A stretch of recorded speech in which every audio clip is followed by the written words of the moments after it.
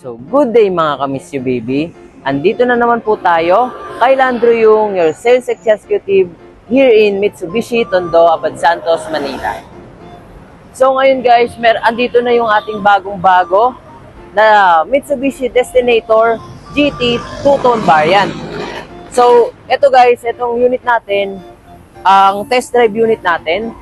So, pwede kayong bumisita guys or mag-message sa akin, magpa-reserve para sa ating test drive sa ating Mitsubishi Destinator GT variant. So, tara, pasok tayo sa loob guys and explain ko sa inyo kung ano ba ang specs and features na meron ng ating Mitsubishi Destinator GT variant.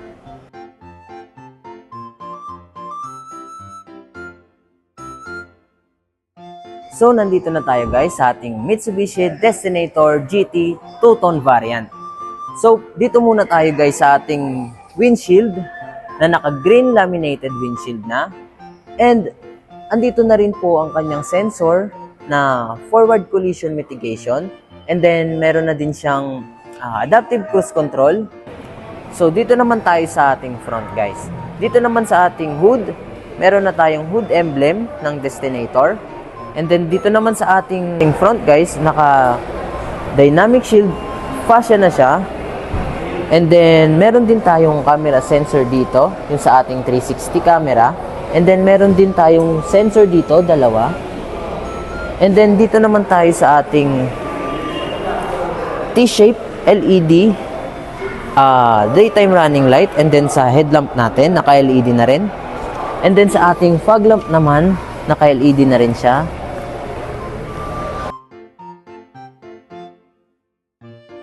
So sa engine naman natin guys, naka 1.5 liter turbocharged na siya, 4 inline gasoline Euro 4 or 4B40. And then water-cooled intercooler na rin siya, and meron na din siyang 2 types of injector, ang multi-point injection and direct injection. And isa pa guys, na-equip na rin siya ng Atkinson cycle, and meron siyang max power na 163 pwede start at 5,000 RPM, and meron naman siyang max torque na 250 Newton meter at 2,500 to 4,000 RPM. And may fuel capacity siya guys na 45 liters. So dito naman tayo guys sa ating wheels.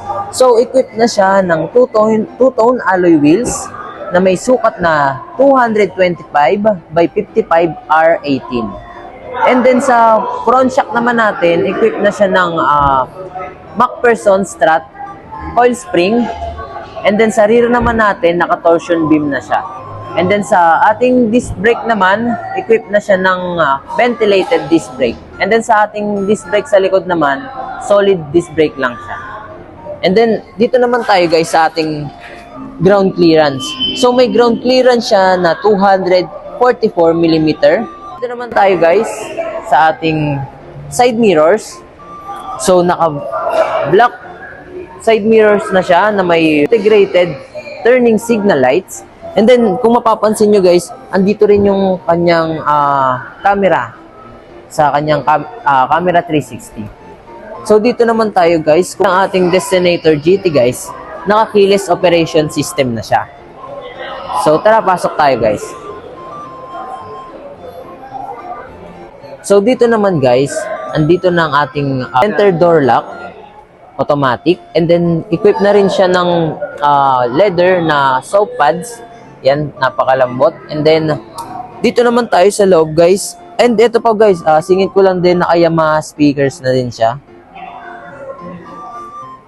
Yan, so dito naman guys, naka 8-way power adjustable seats na rin tayo guys. And ang gamit naman nating seat material guys is leather na black and maroon color. Yan, and may anti-heat guard na rin siya. So ayan, pwede natin siyang i-adjust pababa. And pwede rin natin siyang i-adjust patras, pasandal guys, yan. Pwede na rin natin siya ibalik, yan. And guys, sa driver seats lang siya power adjustable. Pero sa ibang seats guys is manual na siya. Yan, ito pa angat at pababa.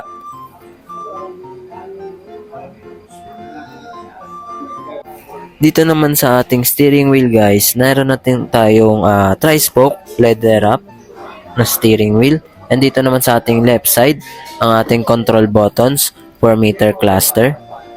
And dito naman sa ating right side, andito yung controls natin for adaptive cruise control and cruise control. And meron din tayong voice command dito guys na and answer call, drop call. Yan, nandito na yung mga controls natin sa ating steering wheel. So dito naman sa ating meter cluster guys, naka 8 inches na siya na digital. And dito naman sa ating smartphone link display audio guys, touchscreen na siya. And then may sukat siya na 12.3 inches. And available na rin sa kanya ang wireless Apple CarPlay and Android Auto. And sa aircon naman natin guys, naka dual zone automatic climate control na din siya guys. And ito namang nasa left side guys, ito yung control para sa temperature for the driver side. And yung nasa right side naman guys, ito naman yung control ng temperature para sa passenger side naman. And ito namang may arrow guys, ito yung sa fan natin. Yung panghina, yung nasa left side. And then kapag gusto mo naman lakasan yung fan mo, yung nasa right side. And then meron din tayo ditong Type-C charger. And then meron din naman tayong USB type na charger. And then guys, meron din siyang wireless charger. Ito guys. And dito naman guys, ito yung ating push start stop engine button guys.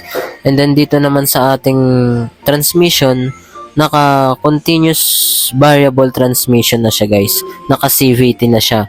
So equipped na siya ng belt and pulley.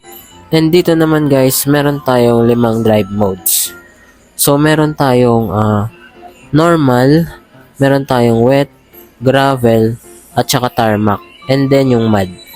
So yung tarmac guys, yun yung bago dito sa ating Destinator. And meron na rin tayong electronic parking brake at saka brake auto hold.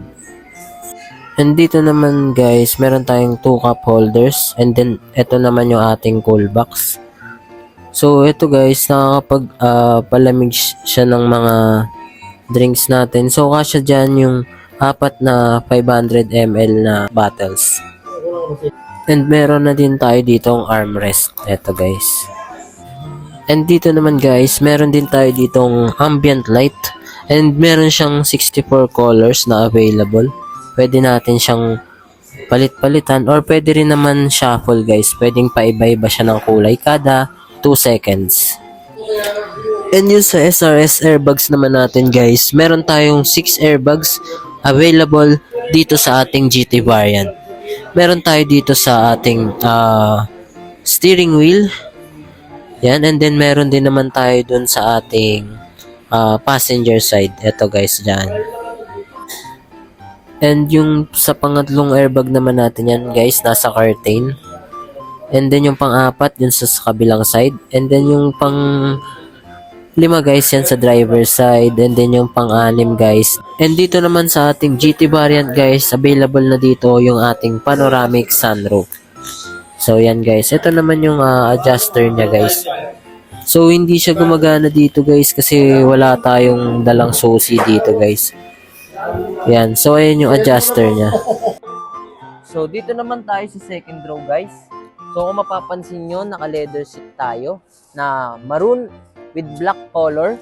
And then kung mapapansin nyo guys, meron pa din tayong ambient light dito. Ito. Yan.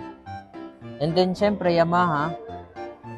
And then dito naman tayo guys sa kanyang table. Yan. Meron din tayong cup holder dito. Tapos yung legroom sabi mo. And kung mapapansin nyo naman sa legroom, napakalawak at napakataas. Meron akong height na 5'4", pero tingnan nyo naman napakataas pa rin. And then dito naman tayo sa aircon natin guys. Controller for aircon dito sa second row. On off. Fan tsaka yung panghina, panglakas, pang charger.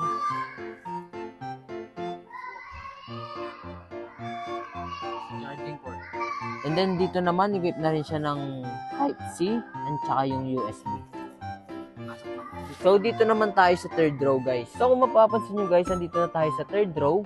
And kung mapapansin nyo, napakaluwag pa rin ng ating legroom.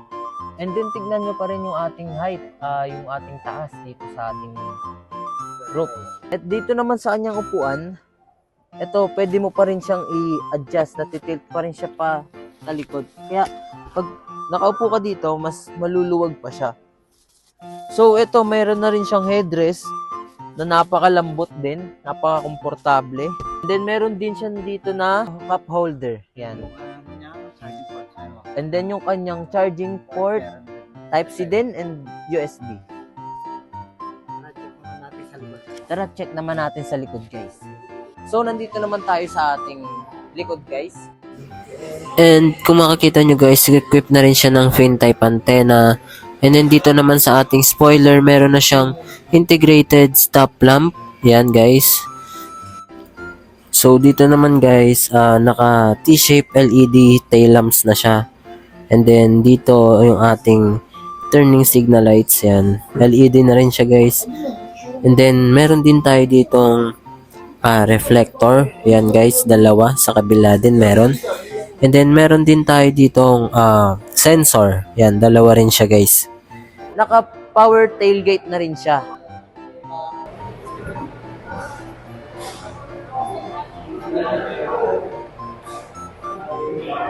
Yan, so kung mapapansin nyo guys, napaka-luwag pa rin ng kanyang likod. And then napo-fold din yung upuan para guys, kung gusto nyo matulog dito, pwede kayong matulog dito guys. Ito, pwede kayong matulog. Uy, gagi. Yan, pantay siya. Pwede kayong magsapin ng higaan, magsapin kayo, matulog kayo rito. Napaka-komportable. So dito naman tayo guys sa ating passenger side.